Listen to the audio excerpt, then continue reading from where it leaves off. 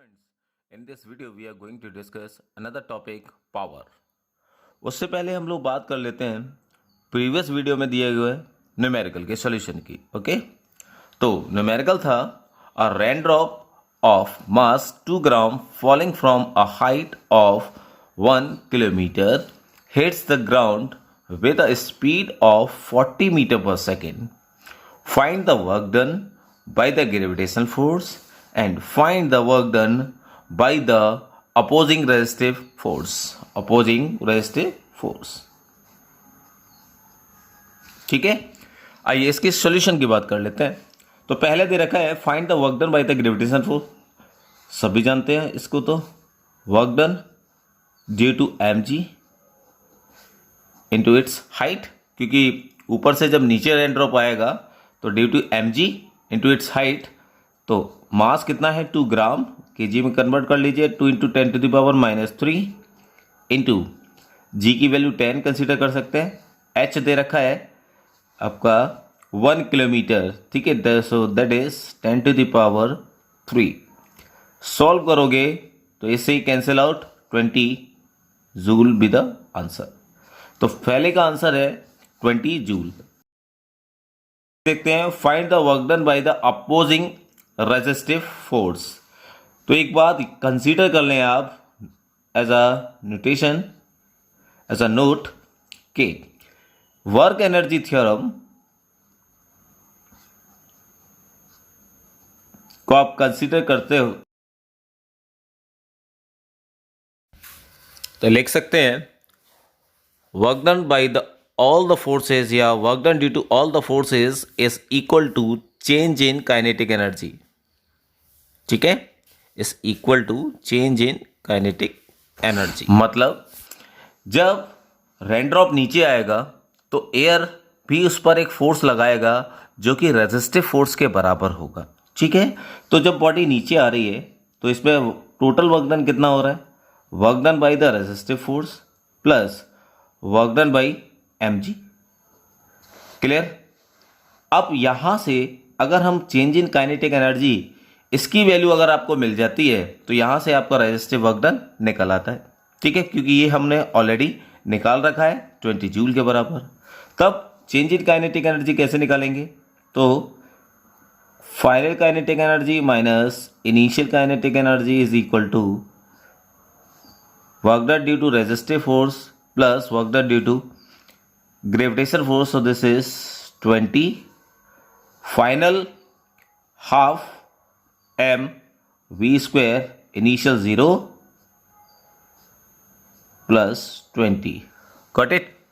अब अगर इसको सॉल्व करोगे तो मास दे रखा है बच्चों इसका 1/2 इंटू, तो mass is 2 gram, so here 2 into 10 to the power -3 and v square velocity दे रखी है 40 मीटर पर second, so this is 40 into 40। ठीक है, इज इक्वल टू, ये इधर जाएगा तो माइनस का 20 हो जाएगा, is equal to resistive work done. ठीक है, तो इसको आप सॉल्व करोगे तो इसकी वैल्यू आ जानी है 2 से 2 कैंसिल आउट, इन दोनों का कैलकुलेशन करेंगे और this is minus 18.4 joule, minus 18.4 joule. This is your answer. Clear. Minus क्यों आया, बिकॉज ऑफ रेजिस्टिव फोर्स, क्योंकि अपोजिट डायरेक्शन में वर्क कर रहा है, फोर्स की डायरेक्शन अपोजिट है, दैट्स वाई रिजल्ट जो आएगा वो माइनस में आएगा। Okay, so this is the result. Okay, अब बात करते हैं हम लोग पावर की। देखें इसको बच्चों, comes to the next topic, power.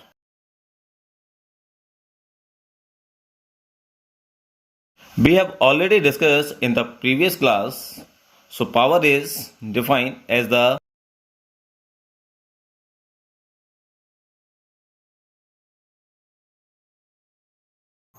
ठीक है, तो एवरेज पावर को डिफाइन करेंगे, द एवरेज पावर, सब लोग जानते हैं average power is equal to work done over time. This is the formula for average power. अगर हम लोग इंस्टेंटेनियस पावर की बात करें तो यहाँ पर जो टाइम इंटरवल होगा वो अप्रोचेस टू 0 हो जाएगा। दैट्स वाई अगर हम लोग इंस्टेंटेनियस पावर की बात करें तो किस तरीके से लिख सकते हैं हम लोग, instantaneous power is equal to P dW over dt. This is instantaneous power. Clear? Power को फोर्स के टर्म में किस तरीके से लिख सकते हैं, यहाँ पर वर्क डन निकालें तो work done is equal to force into displacement हो जाएगा।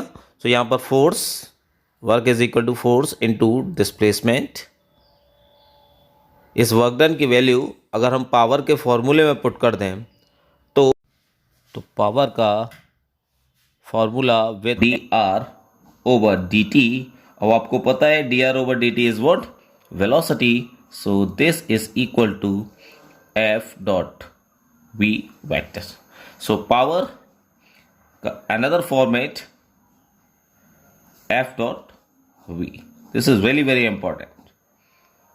क्लियर हो गया? यहां पर v क्या है बच्चों, इंस्टेंटेनियस वेलोसिटी।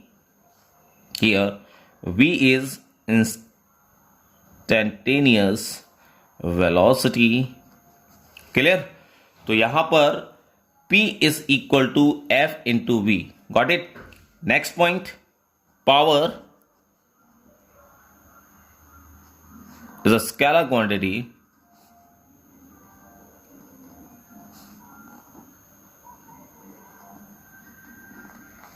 ठीक है। ये उसी तरीके से होती है जैसे वर्क होता है और एनर्जी होती है। ठीक है, तो इसकी जो डायमेंशन है, डायमेंशन आप निकाल ही लोगे, ml/t-3। ठीक है, now move to the SI unit. So this is the general discussion about the power. तो SI unit watt. Clear? So 1 watt is equal to 1 joule per second। ठीक है, अनदर यूनिट की बात करें तो 1 horse power is equal to 746 watt। Clear? And now move to the another unit in British system.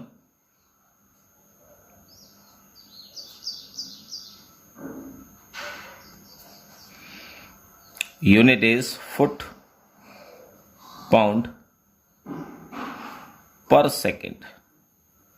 Foot pound per second. So 1 horsepower is equal to 550 feet pound per second. This is the symbol of the pound. ठीक है, is equal to 33,000 foot pound per minute, या बोल सकते हैं is equal to 746 watt. Clear? अगर हम लोग kilowatt की बात करें so 1 horse power is equal to 3/4 kilowatt. ठीक है, ये जनरल डिस्कशन है बच्चों, ये आपको पता होना चाहिए पावर के रिगार्डिंग। Got it? देखें इसको जरा। Now move to the next point. जो इलेक्ट्रिसिटी बिल्स होते हैं बच्चों, जो शो करते हैं एनर्जी कंजम्पशन को, उसकी जो यूनिट होती है वो किलोवाट आवर में होती है। ठीक है, तो यहां कंसिडर कर सकते हैं। Another important thing is what, कि kilowatt hour is a commercial unit of energy, it is not a unit of power. याद रखिएगा, kilowatt hour is the commercial unit. This is the commercial unit of power. ठीक है, ये commercial unit होती है power की। It is not a unit of commercial unit of energy. It is not the unit of power. ठीक है, तो commercial unit होती है किसकी, एनर्जी की। पावर की यूनिट ये नहीं होती है। क्लियर हो गया? इस पॉइंट को भी कंसीडर करें। अब देखते हैं इससे रिलेटेड कुछ न्यूमेरिकल स्किल। तो न्यूमेरिकल गिवन है, an engine pumps 400 kg of water through height of 10 meter in 40 seconds. Find the power of engine if its efficiency is 80%। जी की वैल्यू दे रखी है 10 मीटर पर सेकेंड स्क्वायर। ठीक है, आसान न्यूमेरिकल है, स्क्रीन को पॉज करके खुद से भी करने की कोशिश कर सकते हैं। ठीक है, देखते हैं इसका सॉल्यूशन। तो यहां पर हम लोगों को पता है work done by the engine against gravity work done by the engine against gravity. So definitely W is equal to क्या हो जाएगा, mgh। मास कितना दे रखा है 400 kg। जी की वैल्यू 10 ले सकते हो, हाइट दे रखी है 10 मीटर। ठीक है, तो इसको कैलकुलेट करोगे तो ये हो जाएगा 40000। तो यहाँ पर हम लोग इसको लिख सकते हैं 40 kilo joule. So work is equal to 40 kilo joule be the answer. ठीक है, so this is your answer किसका, वर्क का। अब नेक्स्ट क्या कह रहा है, find the power of engine. तो हम लोगों को पावर का फॉर्मूला पता है, power is equal to W/T। तो वर्क ऑलरेडी हम लोग निकाल चुके हैं 40 इंटू 10⁻³ ओवर टाइम कितना है 40 second. They will cancel out, the result 10⁻³ वाट, और लिख सकते हैं उसको 1 किलो वाट। तो ये आ गया power is equal to 1 kilo watt. अभी इसकी एफिशिएंसी की बात करते हैं, कितनी दे रखी है 80%। तब पावर होगी कितनी, निकाल सकते हैं, पावर इनटू कितना है 80%, निकल के आया है 1 kilo watt. So this is 1000 watt. P is equal to 1000 divided by 80, क्योंकि परसेंट है तो मल्टीप्लाई बाई 100 वाट। तो कैलकुलेट हो गया, आ जाएगा बच्चों 1.25 किलो वाट। आप इसको कैलकुलेट करके लिखें, डायरेक्ट ना लिखें। ठीक है, 1.25 kilo watt with the answer. Clear? Now comes to the next numerical. A particle is moving along x-axis under the action of a force F, which varies with its position x, as F is inversely proportional to the surd 4x. Find the variation of power due to this force with x. इस force को क्या लिख सकते हो, F directly proportional to x to the power -1/4। Force vary कर रहा है तो डेफिनेटली इसका एक्सेलेरेशन डायरेक्टली प्रोपोर्शनल हो जाएगा x to the power -1/4। Clear? Proportionality के साइन हटाओ, कांस्टेंट यूज करो, x टू द पावर -1/4। यहां पर k क्या है बच्चों, प्रोपोर्शनलिटी कांस्टेंट है। एक्सेलेरेशन को लिख कैसे सकते हैं हम, dv/dt is equal to k x to the power -1/4।